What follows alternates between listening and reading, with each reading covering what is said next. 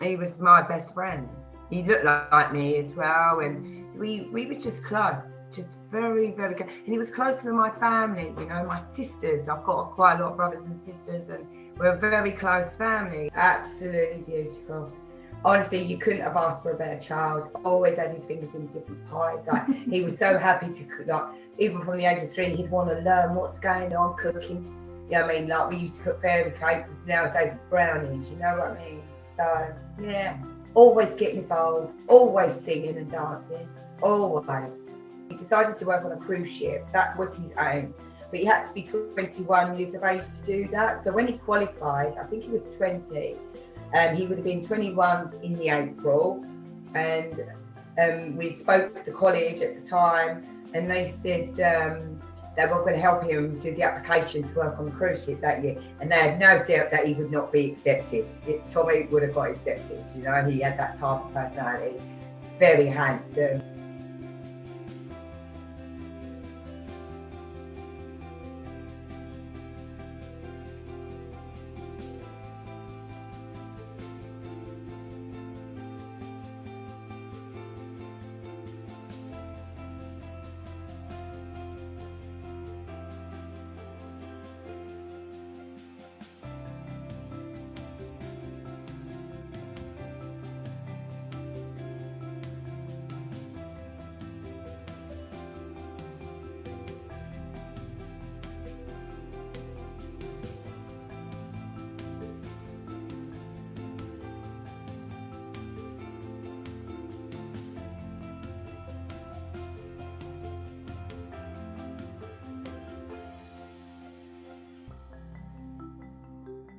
It was Maidstone Hospital, and then he was moved to Pembury because there wasn't enough time. They would have sent him to King's on a helicopter, but he would have probably died then. But my Tommy always said he died that night. He died that night. He then got referred to Maidstone mental health team that was supposed to help him. And trouble is with the system, it goes round and round and round. No one talks to each other. You know, so Tommy was getting missed through the net, so I'd ring back up.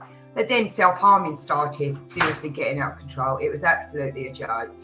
And I mean, these weren't little marks. He was literally taking his arms off and having stitches after stitches after stitches. I mean, it was absolutely awful to blood. It was like a murder scene. All of it was. Tommy used to go into very bad manic moments, scream, shout, rip his hair out and like literally chuck it at you. Pace up and down, help me, I can't take it no more. And he'd shake, scream. Now, I'm telling you this, that's the boy there that was ill. The boy I gave birth to and brought up all his life, that was not him. And them boys at that time took his life away. Or whether Tommy took his life, them boys did what they did. Then you've got the mental health team. You think, you know, he never caused this for himself. He wasn't under addictions or anything, you know. He got attacked. So you rely on people for help in his point of view. And I was the only one that really did help him. I could feel his pain, you know. I'm his mum. And I looked at him and I said, oh, Tommy, I just want you back. I want my Tommy back. And he went, Mum, I'm really sorry that he's gone. I said, pardon? And Tommy had a look in his eye, you know. And they say it's like the soul's been destroyed. He had these boys and that one girl took my son. I mean, all right, I know what he did, but the mental health team, everybody didn't. There was a couple of people that really helped, but you know, people move on, don't they? So then you change doctors and stuff, and it was really frustrating. If there was a trust like this now, when Tommy was alive, I believe 110% Tommy will still be here. Because the monitoring we do, the follow-ups we do, we take clients now and then to their appointments, or we'll meet them. We give that family a break. They don't understand. Some of these families are new to this, like I was. But I wish someone had come along and said, don't worry, Claire, I've got you. I know what's going on. You just sit back, leave this to me. And I would have gone, okay. I could have then been Tommy's mum, which I was, and I always would have been his mum. But I was also running around taking a lot of energy and trying to get him out. And I don't even know.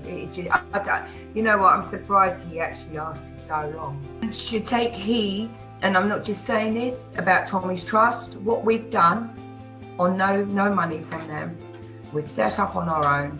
I set it up on my own, and now I've got help, like I said, and it wasn't rocket science. And if they take it serious, I'm happy to go up and down the country and help people set up and explain how to do it. And it's not hard. It's not hard.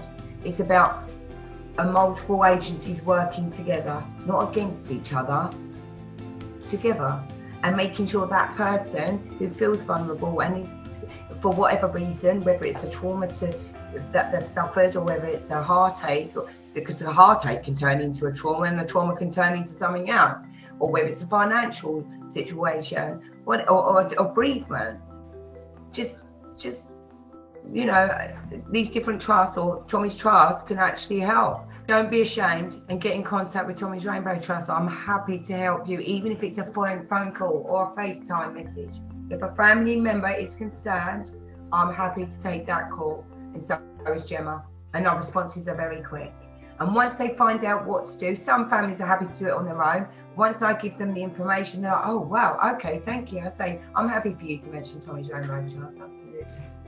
And they do. I've had some great messages. I've, you know, loads of bouquets of flowers.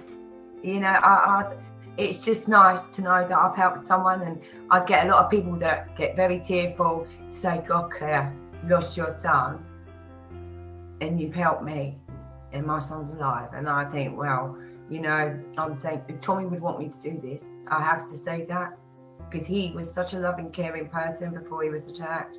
And this is something Tommy would have done. I know.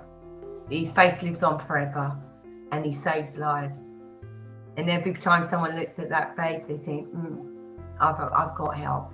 Through that young man's face is the trust behind him. His death wasn't in vain. And his death wasn't in vain. He truly was loved. If only he could have known that at the time.